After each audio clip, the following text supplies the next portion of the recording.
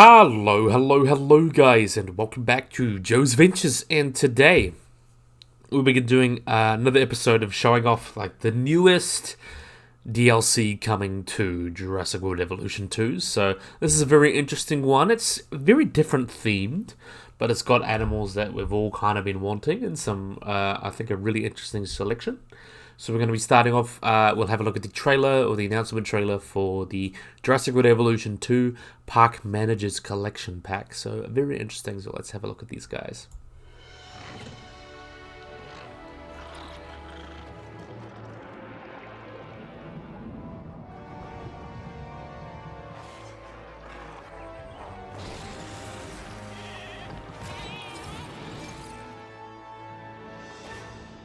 Okay, so that is the management trailer for the Park Managers Collection Pack. So this pack is coming out in 16th of May, so that's only a couple days from now, which is quite interesting. A little bit of a short turnaround, you can definitely say there. Really interesting. So we're going to have a look and carry on. So this is what we've got coming up for the pack. So, hello Park Managers. Discover a range of iconic species with the Jurassic World Evolution 2 Park Managers Collection Pack on the 16th of May, so only a couple days away. And that rhymed, which is, I do that all the time. But interesting. So, from legendary giants of the ocean and skies to the most diminutive of prehistoric creatures to walk the earth, these 4 new species will bring your parks to life and give your guests a reason to visit. So we've got new dinosaurs, we've got 4 incredible new species, and a new T-Rex skin, so we're very excited to get stuck into that. So, we got here Megalodon. So you can see Megalodon here, everyone's favourite big tooth shark. Otodus Megalodon, or Caurus Megalodon, most likely Otodus, but depending on who you ask. So we've got Otodus Megalodon. This Megalodon is a apex predator that ruled the oceans for over 13 million years. With a bite force 5 times stronger than that of a T-Rex, this colossal hunter is the largest shark ever discovered, and the true meaning of ferocity.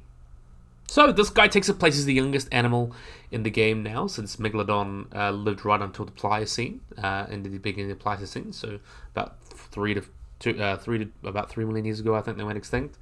So very interesting that we got an animal that's so young. Everyone thought it was Cenozoic, but it looks like we didn't go quite the Cenozoic route, but at least we've got more animals that have we've all been wanting, so that's all good. And what I really like here, we'll have a look at the better pictures, but I like that it's not just a giant great white shark, as we'll get into. We'll talk about a bit about that. But we're going to go through the animals first. So, next up, we have got one that we've been really wanting for a while, of Jurassic Park fame, what was in the movies. It's the last canon movie dinosaur to be finally added in this game, Microceratus. So, hailing from the late Cretaceous period, the small ceratopsian has a distinctive frill and moves with agility and speed to avoid predators. And with a name meaning small-horned, this fascinating little herbivore likes to live in larger groups of their own species. So you can see this pretty much looks spot on to the one that from the movies, especially Dominion. That's the only one that's really featured in, which is quite awesome. I really hope you get a quite variety of skins of these guys, because we have like some Jurassic Park version skins, and then we have the more brighter Dominion skins. But yeah, this is really cool. Definitely a big fan. It looks a bit ugly, but the original one was ugly. This pretty much fits spot on to what we have in the movies. And I like the frontier skins as well. It's got some really interesting colours, especially around the frill. So I'm definitely a big fan of that. Next up, we've got Segisaurus. So Segisaurus is scurrying through the sands of the early Jurassic period.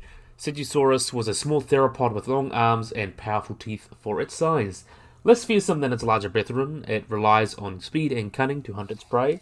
So this is one of the last Jurassic Park canon ones. There was a few dinosaurs that lived on Nublar in the movies, including Microceratus and stuff that were in the game. But Segisaurus is kind of the last one, so they managed to put it in here, and I think they did a good job making it a little bit different from Coelophysis. Really interesting. But anyway, last but certainly not least, a really awesome one. We've got our aerial animal for the pack. We've got Thanatosdrakon. So this Thanatos is the Greek kind of identity of death, and Drakon means dragon, so basically means the dragon of death. These guys ruled over the prehistoric skies of South America during the late Cretaceous period, with an enormous wingspan of approximately about 30 feet, or about 9 meters, It was a little bit smaller than... It was up there, you know, with the big Hexagopteryx and Quetzalcoatlus and all them. So this giant pterosaur was an real force to be reckoned with. So this is definitely nice to have another azhdarchid in the game. Everyone was really hoping for Hexagopteryx because that's probably the largest and the one that's like has Quetz but with a small head, a little bit different. But this pretty much fills that same niche. It doesn't have quite the long head that Quetz did, or quite the long neck that Quetz did. So it occupies a different little niche a bit. But in like Hatseg, it's basically Hexagopteryx, because really a lot of them are pretty similar. So it's nice to have one with a bit of a shorter neck and a bigger head, which is quite cool. But this is so I'm definitely a fan of Thanatosdrakon, giving us another cool, interesting animal that a lot of people probably wouldn't have heard of. But of course, Hexagopteryx would have been awesome. This could have literally just been Hexagopteryx, I think, and it would have been fine. You literally just change the name and maybe make it a bit bigger, and it would be Hexagopteryx. But anyway, still cool animal. Definitely cool to have some underrated animals added. So what's coming up as well? We've got Little Eatie T-Rex skin. So customize your T-Rex with a new skin variant based on Little Eatie, who is the T-Rex from Season 4 of Universal Pictures Amblin Entertainment's and DreamWorks animation hit series on Netflix, Jurassic World Camp Cretaceous. So she is going to be featuring on there as well. I believe she's also featured in the Chaos Theory. I'm very interested to see what's going to be happening with the Chaos Theory in terms of Jurassic World Evolution 2. It'd be awesome if like the first few seasons, or they got their contact. I imagine it's also going to come in 2026, because we know that Jurassic World Evolution 3 is happening, coming in 2025, 2026. So that's still in the next year or so. So it'll be interesting to see what changes they'll make for that game as well, but also what Jurassic Park stuff they'll add, because there's also be new movie coming out around that time, also the series as well, so it'd be interesting to see what happens. But yeah, this Park Managers Collection Pack is available on Thursday, the 16th of May, so really not that far away. For me, it's a little bit early, so I'll get it on Friday, but it's really, really awesome. So, free update. This is what free update. We also saw this in the trailer. We're getting kelp plants, so that's what everyone's really been wanting. We love when the lagoons, because the lagoons are probably the most interesting part of the game, but also the most neglected, because lagoons, you know, big marine animals, so decorative and so amazing, but we can't do too much with them at the moment. But luckily we're getting kelp plants, so we can add some extra foliage to our lagoons with 3 new kelp plant decorations. As we can see in the trailer here, we'll actually sneak back to the trailer and get a good look. So you can see these, some of the decorations here. Some nice tall bits of kelp. Really adds some height as well. I think it looks so awesome, especially with the Megalodon. It looks so good seeing the Megalodon swimming through the kelp. Look, we've got some tall ones. Hopefully they do swim around a bit and, you know, move in the water, like sway like the trees. That'll be pretty awesome.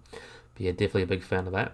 And you can also see here, we'll have a look here, the Microceratus with the really, really pretty purple and blue frill. So that's another great example of a good one. But anyway, let's carry on. And we've also got a lagoon, a land-based lagoon light. There is a version of the lagoon light that is coming in a free update that can be built on land. So if you want to use them to highlight anything on land, you can do so. So those are the 2 main things coming for the update. I'm kind of sad that these updates are kind of getting really small now. I would love to have a little bit more substantial. It's something that we've of course wanted kelp plants for ages, but I think it's really cool getting more things that we want, you know, really dialing the game a bit. And that probably means less work for Jurassic World Evolution 3. But yeah, really, really awesome. Definitely a big fan of these guys. So I think a lot of people have had a quite positive reaction. So we'll just have a look at some of the species pictures here. So you can see this is a screenshot of the Megalodon. So you can see it's kind of got those stripes there and some spots. I really like that they didn't make it just a giant great white shark. Though they shared a very similar ecology, you could say apex predator in a marine ecosystem. There were a lot of differences. There's lots of studies looking into Megalodon that suggest that because of nitrogen typically accumulates in animals. So you can kind of figure out where they are in the food chain. So they kind of had a niche in the food chain that was unlike any animal in their ecosystems. They were feeding on kind of whales and things like that, so they had lots of nitrogen in their bodies, which is quite cool. And yeah, this kind of fits, you know, the kind of more typical modern Megalodon. There's been research looking into them, how their body would kind of be shaped. There's some like longer one, bit of a longer one. There's also some with really big flippers, because they have to be quite a bit bigger. They need to be more hydrodynamic and things like that. But yeah, it's enough like a great white shark, because it's not like it is a great white shark proper, but it was filling a very similar niche, hunting probably very similar to a great white shark, because these guys would have been hunting a lot of marine mammals and other large marine animals like great white sharks do. So similar in that sense, but it's different enough to be like, okay, that's a Megalodon. That's just not just a giant great white shark. As you can see, it's got that thicker head, a little bit longer body, much bigger fins and things like that. It looks very different, so I'm very happy with that. Even the basic skins I think I'd be fine with. And you can see we've got some spotted pattern, very much like a whale shark or a leopard shark. So quite cool there, definitely a big fan of that. So this is other picture there. You can see, we can definitely see them getting from the shark feeder. I actually quite like this orangish color. It looks a bit weird on the Megalodon, but it'd be cool to have it on other species. We'll obviously have to play around the skins. And it's cool we're getting another animal that uses the shark feeder. How can you not? We'll have animals that use the shark feeder. So it's cannibalism. Though it's technically not cannibalism because they're different species. So everyone keeps saying, you know, in videos, oh, it's cannibalism, shark on shark. But it's technically not cannibalism because great white sharks and Megalodon, Otodus Megalodon, were two different species. And I don't like, I'm going to say this as well, I don't like that they're using Megalodon to refer to it, because Megalodon is actually a type of clam, so that's the genus of Megalodon. This is the species Megalodon, so it should be called Otodus, or Otodus Megalodon if you want to go the whole thing. But anyway, I digress. Just let you know that. Have another look here. So some of these are the same screenshot we saw before, but they're kind of clean. So this is the Microceratus, looks pretty much the same as the movie. This is the Segisaurus, you know, really like that reflection. Very interesting color. It's very much like a reticulated python or something like that. This looks very JP1 to me, so they definitely did a good job designing there. And here we have the really nice, scientifically accurate, pretty much, the nice feathers and everything. We've got the azhdarchid. There's really some things that can be fixed, like the posture and everything, but it is a really, really nice model itself. So quite cool. We'll just carry on back out here and have a look. Discover range of organic species, I think it's pretty much the same. But yeah, my thoughts, pretty good. I don't think this will be the last DLC. This doesn't feel like a last DLC. I can imagine this was kind of like, let's have some animals that people really like and put them in a pack. And they couldn't call it the fan favorite pack. This is kind of a things that everyone wanted. So like everyone wanted Megalodon because people love Megalodon. A lot of people like Microceratus because it was in the movies and it's the only dinosaur not in the movie. So good excuse to put it in here. Segisaurus was in the first Jurassic Park. Not physically, but it was like canon to the first movies. So that's obviously a good excuse to put it in here. And Thanatosdrakon or Thanatosdrakon is a very interesting, like, a starkid everyone wanted Hexagopteryx, but it's kind of Exagopteryx, but not. Very similar. They're both larger starkids with shorter necks. I'm not sure if we know much about how short their neck was, but it is pretty much just another starkid to put in the game, so it works out well. Yeah, really, really nice pack. But what I really want, what I really hope at least, is this isn't the last pack, and maybe in like June or July or whatever month they decide to end this Jurassic World Evolution 2 off, they need to do a story pack, because the original game had 3. It'd be nice if this one had 3, and I really hope they do a Return to the Lost World, because I think that it's a really ripe thing for gameplay, especially with all the poach mechanics and things that are already in the game. I think that could be a really, really awesome DLC, and I've already done a video on it. You can go have a look if you really want. But yeah, quite cool. Definitely a big fan. So yeah, nice to see them all. Really, really awesome screenshots. Definitely going to have to, you know, take one for the thumbnail. But yeah, I think this is a really good place to end the video. So I think great pack. Definitely going to go through and review it. It gives us some really wanted animals. Either they be, you know, animals that were really wanted, or things that need to fit the canon, like Microceratus and Segisaurus, and Thanatosdrakon, an animal that's like not quite what we wanted, but still fills that niche. So quite cool. It's just really only different in name, but yeah, still cool. Definitely a big fan. So yeah, I really, really, really hope you guys have enjoyed this video. Hope you guys like and subscribe. Always remember to hit the little bell icon to get notified below anything. So yeah, if you guys enjoyed this video, hope you guys like and subscribe, and bye bye.